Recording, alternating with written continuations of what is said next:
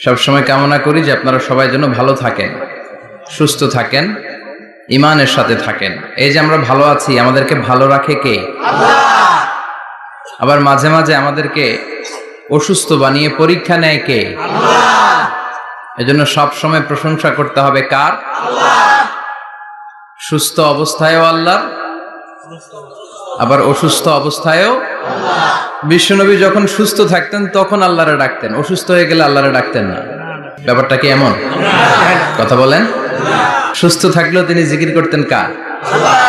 অসুস্থ অবস্থায়ও তিনি জিকির করতেন কার? আল্লাহ। বিশ্বনবী মাঝে মাঝে অসুস্থ হতেন না? কথা বলেন। বিশ্বনবী অসুস্থ হতেন, তারপরেও তিনি আল্লাহর কাছে চাইতেন। বিশ্বনবী বলতেন, ইযা সাআলতা ফাসআলিল্লাহ, যখন চাইবা আল্লাহর কাছে চাও। কার কাছে? না খাজা বাবা, ল্যাংটা বাবা, বড় হুজুর, মেজ হুজুর, ছোট হুজুর? কার কাছে? সহজ না হিসাবটা? ইযা সাআলতা ফাসআলিল্লাহ, যখন চাইবে তো আল্লাহর কাছে চাও। ওয়া ইযা ইসতাআনতা ফাসতাইন বিল্লাহ, সাহায্যের দরকার কার কাছে সাহায্য চাবা? কেউ যেটা পারে না পারে কে? আল্লাহ। কেউ যেটা বোঝে না বুঝে কে? আল্লাহ। কেউ যেটা দেখে না দেখে কে? আল্লাহ। পৃথিবীর সবার চোখকে ফাঁকি দিলেও আপনি কি আল্লাহর চোখ ফাঁকি দিতে পারবেন? আল্লাহ ইজ ওয়াচিং ইউ, আল্লাহ সুবহানাহু ওয়া তাআলা ইজ অবজার্ভিং ইউ। আল্লাহ আপনারা দেখছেন।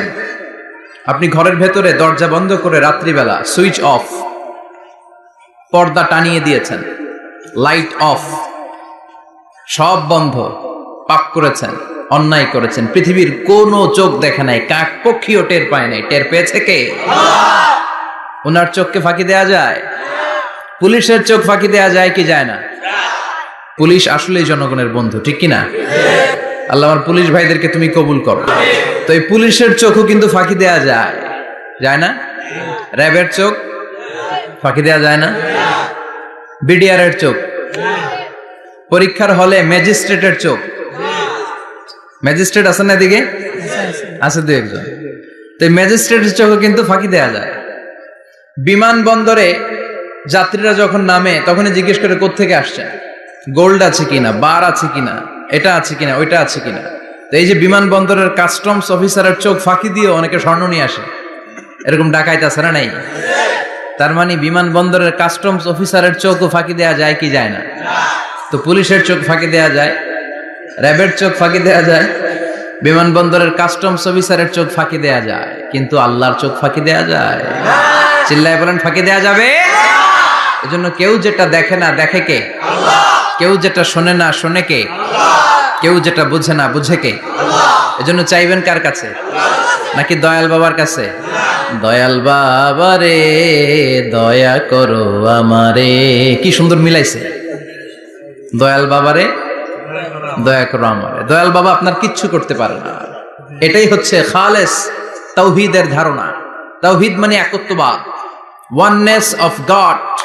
স্রষ্টা যে একজন, সবাই আমরা এক কেন্দ্রিক হব, শুধু ওনার কাছে চাবো, ওনার কাছে কাঁদবো, মনের জ্বালা যন্ত্রণা শুধু উনিই পূরণ করতে পারেন, ঠিক কিনা? এটার নাম তাওহীদ। এটার নাম কি? তাওহীদেরই মুর্শিদ আমার মুহাম্মাদের নাম বলো, মুহাম্মাদের নাম। আল্লাহর নাম জপলে বুঝতে পারি আল্লাহরই কালাম, বলো মুহাম্মাদের নাম। ওই নামেরই রশি ধরে যাই আল্লাহর পথে, ওই নামেরই ভেলায় চড়ে ভাসি নূরের স্রোতে, ওই নামের বাতি জেলে দেখি আরশের মুকাম, বলো মুহাম্মাদের নাম। পড়েন তাওহীদেরই মুহাম্মাদের নাম বলো, মুহাম্মাদের নাম। আল্লাহর নাম জপলে বুঝতে পারি আল্লাহরই কালাম, বলো মুহাম্মাদের নাম। চিল্লায় পড়েন আল্লাহু আকবার। এটার নাম তাওহীদ। আমরা এক আল্লাহয় বিশ্বাসী। ইযা সাআলতা ফাসআলিল্লাহ, যখন কিছু চাইতে হবে কার কাছে চাইবেন? যখন বিপদে পড়বেন কার কাছে চাইবেন? আপনার মনের জ্বালা যন্ত্রণা দূর করতে পারে কে? আল্লাহ। ব্যবসায় সফল হতে চান, আপনারা সফল বানায় দিতে পারে কে? আপনার ছেলে নাই, মেয়ে নাই, ছেলে মেয়ে দিয়ে কলিজাটারে ঠান্ডা করতে পারে কে? এজন্য কার কাছে চাবো? আল্লাহ ছাড়া কারো কাছে চাওয়া যাবে? কথা বলেন। আল্লাহ তুমি বুঝার তৌফিক দাও, আর জোরে পড়েন আমিন। এজন্য প্রত্যেক সালাতের পরে আমরা পড়ি রাদিতু বিল্লাহি ওয়া বিল ইসলামি ওয়া বি মুহাম্মাদিন নাবিয়ান ওয়া রাসূলা। আল্লাহর রব হিসেবে পেয়ে আমরা খুশি না বেজার? বিশ্বনবীকে নবী হিসেবে পেয়ে খুশি না বেজার? ইসলামকে ধর্ম হিসেবে পেয়ে খুশি না বেজার? কোরআনকে সংবিধান হিসেবে পেয়ে খুশি না বেজার? আজকের মাহফিলে আসতে পেরে খুশি না বেজার? কম না বেশি? আমরা সবাই খুশি পরিমাণে বেশি। আওয়াজ করে পড়েন আল্লাহু আকবার। তাহলে রাদিতু বিল্লাহি রাব্বা, রাদিতু বিল্লাহি। প্রত্যেক সালাতের পরে এই দোয়াটা পড়েন তো? এই দোয়াটা পড়বেন, রাদিতু বিল্লাহি রাব্বা। আমরা আল্লাহকে রব হিসেবে পেয়ে খুশি, কারণ তিনি এমন রব, তিনি আমাদের মনের সব আকুতি, জ্বালা, যন্ত্রণাকে সমাধান করে দিতে পারেন। চিল্লায় বলেন ঠিক কিনা? তিনি এমন রব, আমরা গোপনে কিছু করলেও তিনি দেখেন, প্রকাশ্যে কিছু করলেও তিনি দেখেন। সূচনাহীন অতীত থেকে তিনি আছেন, শেষহীন ভবিষ্যৎ পর্যন্ত তিনি থাকবেন। চিল্লায় বলেন তিনি কে? এজন্য রাব্বুল আলামিন বলেন হুয়াল আউয়ালু ওয়াল আখিরু ওয়াজ যাহিরু ওয়াল বাতিন ওয়া হুয়া বিকুল্লি শাইইন আলিম। আল্লাহ বললেন আমি প্রথম, আমি শেষ, আমি প্রকাশ্য, আমি গোপন। ঠিক কি না? প্রথমে কে? আওয়াজ করে বলতে হবে, প্রথমে কে? প্রথমে আল্লাহ আল্লাহ, শেষেও আল্লাহ আল্লাহ, আকাশে আল্লাহ আল্লাহ, জমিনে আল্লাহ আল্লাহ। চিল্লায় পড়েন, প্রথমে আল্লাহ আল্লাহ, শেষেও আল্লাহ আল্লাহ, আকাশে আল্লাহ আল্লাহ, জমিনে আল্লাহ আল্লাহ। নিখিল জাহান গাই গুণগান তার নামে গাই, আমরাও গাহি তাআলা হামদে বারি তাআলা, হামদে বারি তাআলা, হামদে বারি তাআলা। চিল্লায় পড়েন আল্লাহু আকবার। হুয়াল আউয়াল ওয়াল আখির ওয়াজ যাহির ওয়াল বাতিন। তিনি প্রথম, তার আগে কেউ আছে? কথা কন। তিনি কবে থেকে আছেন? অনেক সময় আমাদের মাথায় প্রশ্ন জাগে, এই যে আল্লাহ আছে, কবে থেকে আছে? কবে থেকে? উনি শুরুটা কবে? আল্লাহ বলে আমি সূচনাহীন অতীত থেকে আছি। আমি এমন অতীত থেকে আছি যেই অতীতের কোনো সূচনা নাই। সুবহানাল্লাহ কইবেন না? আবার আমি সীমাহীন ভবিষ্যৎ পর্যন্ত থাকবো। সুবহানাল্লাহ পড়েন। এমন ভবিষ্যৎ যেটা সীমা নাই, এমন অতীত যেটা শুরু হয় নাই, তিনি হচ্ছেন আল্লাহ। চিল্লায় বলেন তিনি কে?